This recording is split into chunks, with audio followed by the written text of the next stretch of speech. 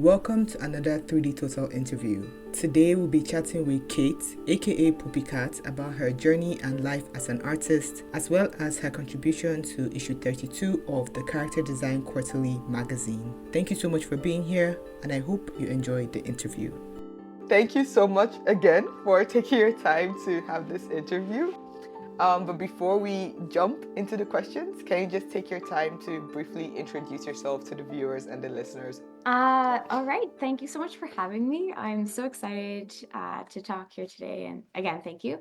I'm Kate. I go by Poopikat. I'm an illustrator who does freelance, and I also teach at Seneca Polytechnic.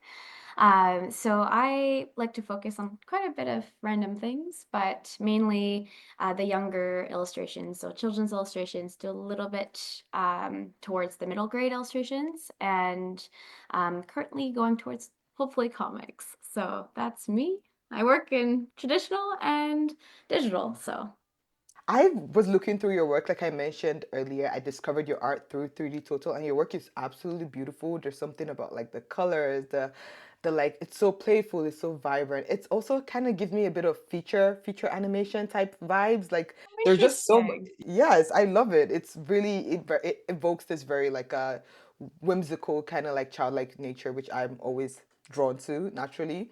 Um, before we get into your inspirations, I want to know more about your artistic journey. Like, tell us a bit about your background growing up. When did you realize that you wanted to become an artist, and how did that evolve? Right. So I think starting from a young age, I've always loved art. Like just cutting paper and all that stuff. I remember like my dad and my mom, like during Christmas, I would never be interested in anything but papers. So, and not to do anything cool on them, just to have them. And I think that translates to today with going to the art store and buying everything you see or things that you can buy and then not using them. But anyways, I digress.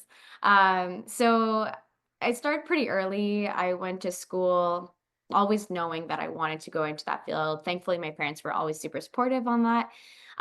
But the journey was very windy in a sense of I I always liked characters, but I thought that there's no jobs in that because no one really talked to you about that growing up. It was mainly fine art related things. And so I thought I was going to go into fine arts and do gallery works and yada, yada, yada.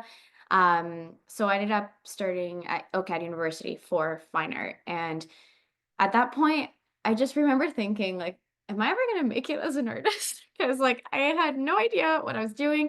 I wasn't in love with what I was doing. Um, and then I did go to Italy, and a teacher told me to try digital work and to just do whatever the heck I wanted, not related to the course. And that's when I found Loish actually. Yeah, so that started. I think a lot of people started with a lot of inspo from Loish. Great, fantastic artist, and yeah, I began character designing through that, or learning how to do that through digital media, which led me to think, oh, I'm gonna go try and go into video game stuff for like Blizzard. And I love like games and stuff. I did a little bit of that when I was younger, not as much anymore. So I went to Seneca College thinking I'd go into that. But then I met a teacher who told me my work was pretty but had no meaning or didn't evoke any meaning. And then that made me realize that I did have to start storytelling. And there goes my love for storytelling. So children's illustration. He was the teacher for children's illustration, and that's where, yeah, I fell in love with that, and that's where I am today. A few years, 4 years ago, I started that, and I've continuously gone down that path. So, I love that. I love hearing the stories of artists. I want to move on to your inspiration. So you already mentioned Loish, an artist inspiration. Can you tell us more, maybe other artists that you are inspired by, and also other things in general, like maybe TV shows, books, movies? What are all your inspirations, and how do you channel those inspirations into your artwork? all right. So I have a ton, like a ton. I can't even put it into a box, I feel. I have different artists for different things. Loish for me was like again the start of digital work and like where I was kind of introduced with it. It really moved on to when I got into children's illustration, like Beatrice Blue. I absolutely adored the randomness of like the work, the colors, and how vibrant and just fun her illustrations were, or are, I should say, not were. And I still again love these artists. So anyone I'm gonna talk about, I still to this day love their work. There's so much to learn from. Another one is Geneviève Gobou. She's a French artist, and I absolutely adore like the pencil crayon with the pastel work that she does, the softness and just the peacefulness of the illustration. That's something that for me, I have a hard time doing in my own. They're very, I think, loud in terms of color versus her is a lot more calming, and I can appreciate that in other works. And so she's a children's book illustrator and absolutely love her. So anyways, there's different illustrators like for comics, Amélie Fléchet loves her work. So lots of French artists I think that I really am into. But in terms of like overall inspiration, I have to say music is a huge one for me. So movie scores, Pride and Prejudice, like anything that's to do with like the historical film industry, I'm like 100% into. So I like to turn like these kind of magical songs that have no words into them usually, and kind of picture sometimes an illustration in my head with a twist of magic into it. So with anything I do, I always try to put a little bit of magic. Maybe not every time, but a lot of the times I do. And songs will help with that. I love up north. I'm from up north, so I'm from Quebec actually. So, yeah, so but which is funny that you mentioned Montreal. But I'm from the woods, so for me, I did a lot of traveling back and forth, and a lot of window time. So watching out the window, and I'm a huge fan of Princess Mononoke. So always picturing little forest spirits was always a thing when I was a kid, and still to this day, I think about that. So lots of imagination that way, which was again started by Studio Ghibli. 'Cause to me, that was my Disney, I guess, in quotation, as a kid. Um, my family, for some reason, was very interested in Ghibli, and I'm like so thankful for it because I loved every single film. So yeah, I think that's kind of where my inspirations come from. They mold from music and colors and just different things like shape design from different artists. And then the way I put them in is just, I don't know, through memory, I guess, or not through memory, but through inspo and how I feel that day. So yeah. First of all, we have so much in common, like literally, which I just find so interesting. Exactly. Like, I love period dramas as well. So, yeah, that was very interesting. Thank you so much for sharing once again. Yeah, so let's talk a bit more about your career as an artist, right? And like I mentioned earlier in the interview, I wanted to know more about your experience as like with representation and just in general, the career part of like your artistic journey. How were you able to find clients and your experience with agents and your current experience with trying to branch into comics like you mentioned? So, I think like most artists, it's not a clear path. It starts off pretty windy, and it's still pretty windy, I think, this far in. Definitely a lot of things have changed for sure. But again, I think like a lot of artists, I started with commissions. Commissions were a big thing, like doing a character design for RPG game of some sort. And so that kind of started off like that. And then I quickly got into magazine work, which was kind of what kickstarted a little bit of stuff and the kind of work that I do now. So I did quite a bit of different little illustrations for magazine, Cricket Media. I actually did something for 3D Total right when I was in school, which was I remember just rushing. My computer died at one point. It was a whole cinema of fun things. So that was funny, but that was kind of the start of it. And then as I progressed, I did again quite a bit of that going forward. I started Patreon at the same time, so just to get a little bit of that side income coming in, just when I didn't have client work.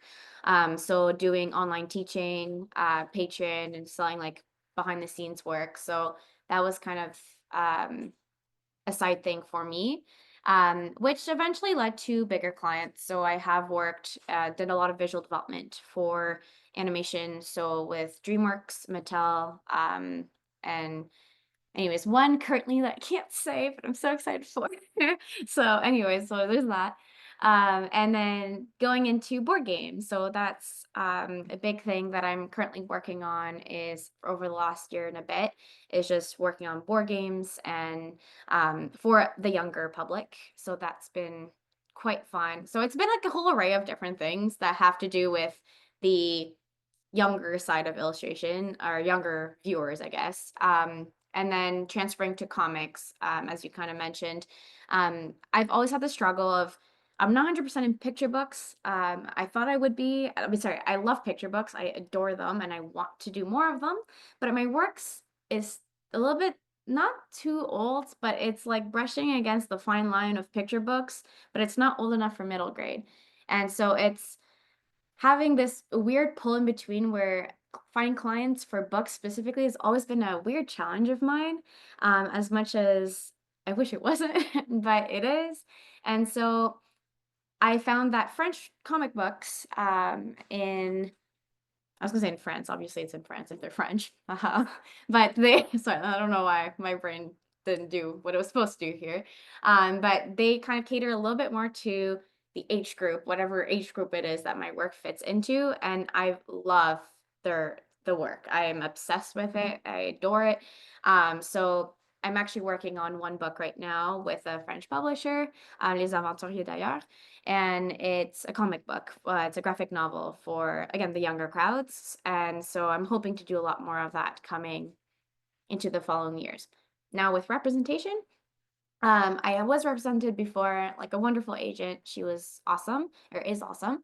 But because I think I was doing a lot of random things and just not so, I was represented by a literary agency, which is books mainly. Depends again on the agent and where you go. But for me, because I was just doing so much of other things, not so much as books, um, that it didn't work out that way where now I have to look for a different agent that's again a little bit more catering to a different part of illustration. So right now I'm looking. It's a little bit hard to find. Definitely, I've put my application a few times, and or not a few times, but many times. And again, it's one of those things where you live and learn. I still have yet to get one. So I'm hoping this year I can find one that works with the kind of work that I do. So it's been that's random, I guess, if I have to say. Oh, but I actually like the fact that you've dabbled in so many things. I think, once again, lots of similarities. And I'm the kind of person who is all over the place naturally. And I have a lot of interests. So I find your like experience, your career, a lot more interesting and something like that I'm more drawn to in comparison to the typical you get a job in like DreamWorks and work in DreamWorks for like years and then you move to different. I like the idea of being able to work on diverse projects like working. I love that you mentioned board games. Like that's so interesting to me, and like, comics and graphic novels. It's I think that's more fun being able to work on multiple projects for me. And obviously I'm sure that it has its ups and downs. Maybe some people are like they prefer the I guess maybe the stability of like just being able to have a job in a particular industry and but I think it also has its pros to be able to like have a lot of different like I guess projects to your name and being able to be malleable, is that the word, like diverse. So now I want to talk more about your artwork. Let's dive more into your artistic process, enough of like the business stuff, right? Let's talk about actually making art. Can you tell us a bit about, actually before, can you describe your art to us? Like what would you say your art style is, how it's evolved? What would you describe your art as? I think that's like probably one of the hardest questions. um, how do I describe my work? Colorful, I think would be the thing, the main thing to whimsical, I guess. But then recently I find it's less whimsical than it used to be.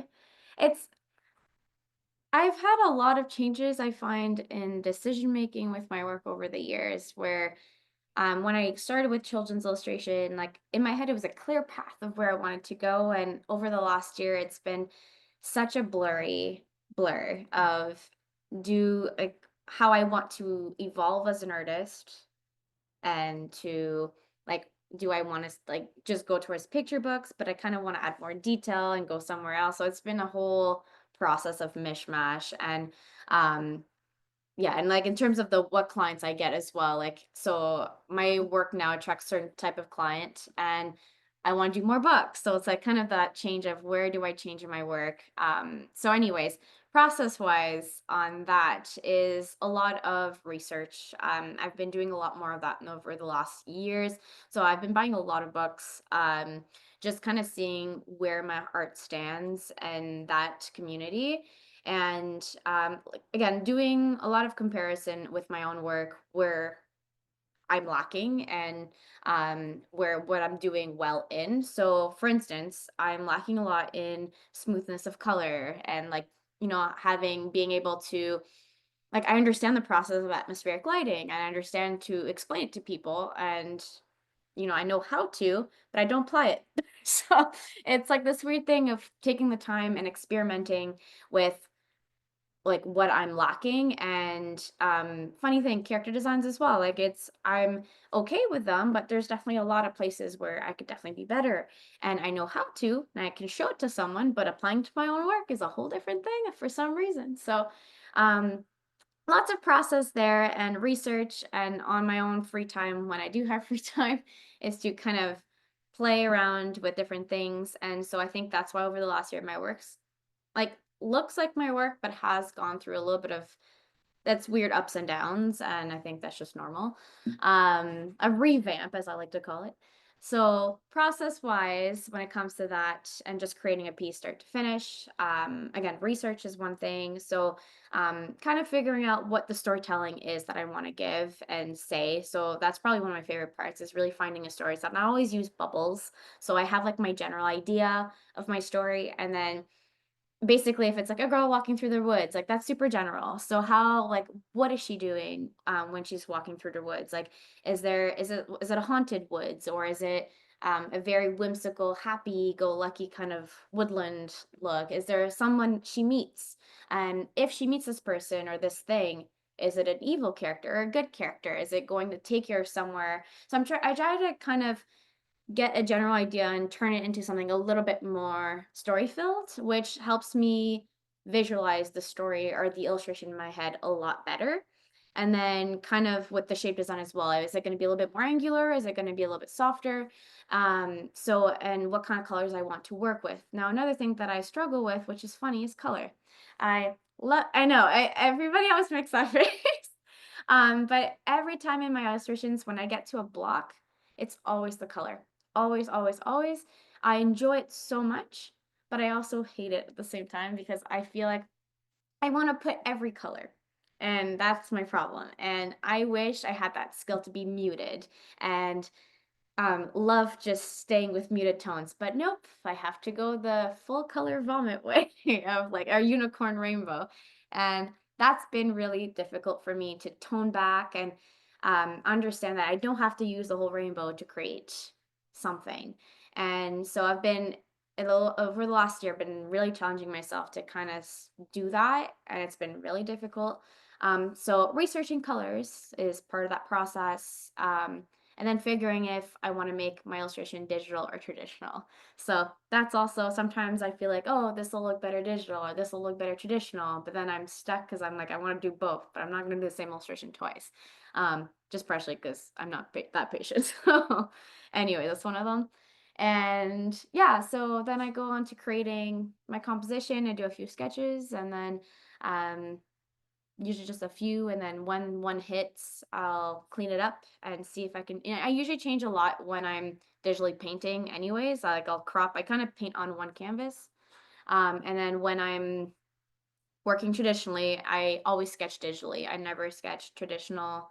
Sorry, I'll sketch traditional first, and then when I find one, I'll bring it to my my iPad, and then kind of mess around with the composition that I like until I find something that I like, and then I go back and transfer it traditionally by grid method and trying to get as close as I can to the actual sketch, and then goes the coloring, I guess.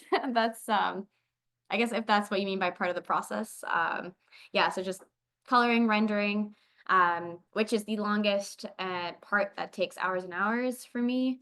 Because I guess that's something I should mention. I wish I was a painter in a sense where I could be loose. I am someone who needs a lot of control in their work. So a lot of things like painting or watercolors, well, I guess that's painting too, um, is a little bit scary for me. I can do it, but it's not something I enjoy as much because I don't have that control. And with pencil crayon, which is one of my favorite tools to use, I have control and I know exactly what I'm doing. So I think that's a huge element in my process that I prefer over the other.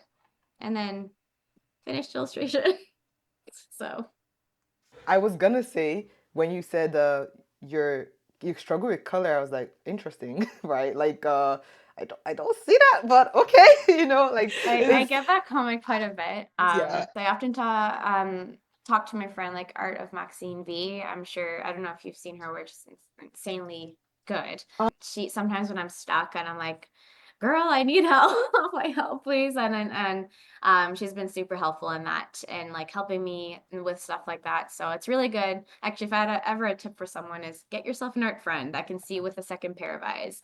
And that usually can help a lot with unblocking an art block of some sort. So Yeah, I also think maybe it's an artist thing where we kind of seek for something more in our art, especially when we see other artists doing that thing. Like, you mentioned it earlier with the artist who is more muted, and it's like, I wish I could do that, right? Like, you always, but sometimes I guess it's something we have to maybe. It depends, accept. Sometimes they're like, oh, it's our form of expression, right? And that's their form of expression. It's a longing that I think it's inevitable for us artists. We want to be able to like work like the artists we admire, but at the same time, there's a charm to the way we choose to express I think ourselves. I've gone, no, I think I definitely have gone through that concept in mind too. And it's funny because I've explained that similar thing to other people, like my students that I teach is, if you're really good at, for instance, line work, I always say then get really good at line work and really force that as much as you want to learn painting,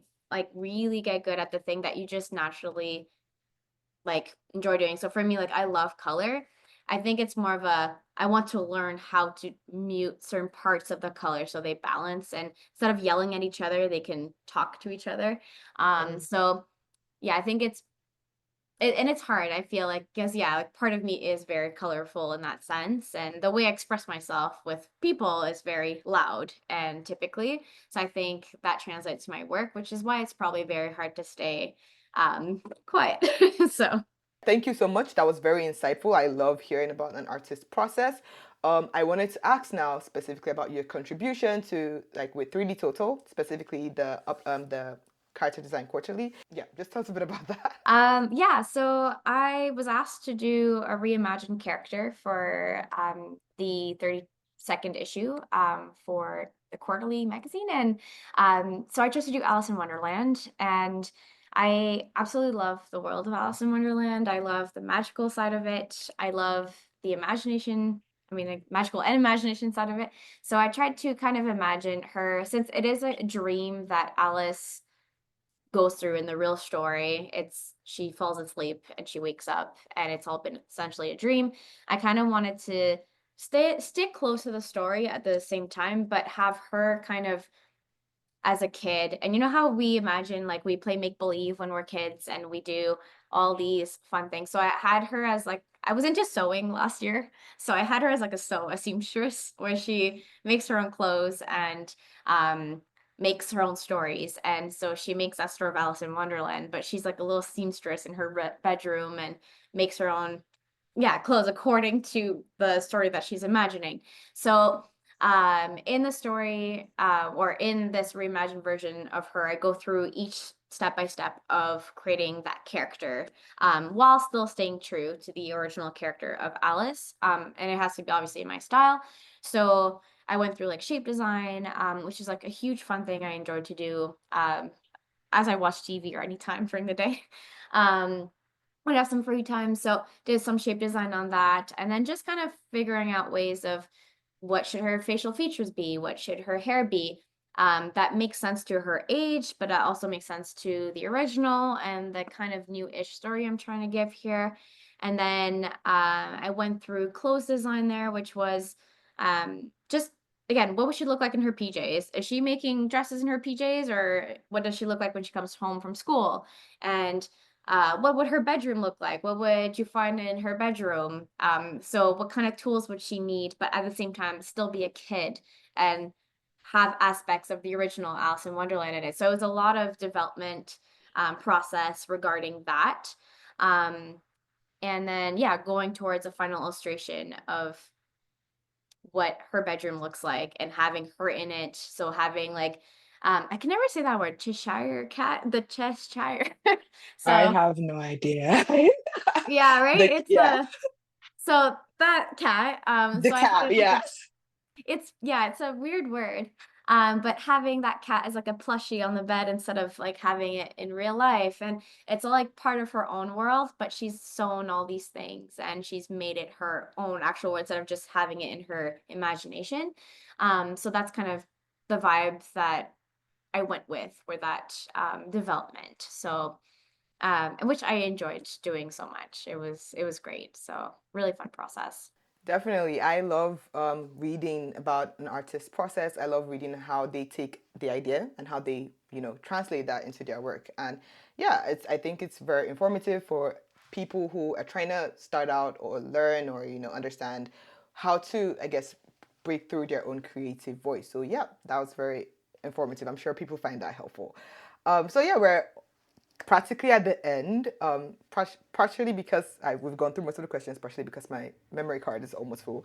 But before we finally wrap things up, I just wanted to ask, do you have any general advice for aspiring artists? Be this an art advice, a career advice, a business advice? What general advice do you have for artists who, want to end up going full time, beginners or intermediates? Just any general advice for artists.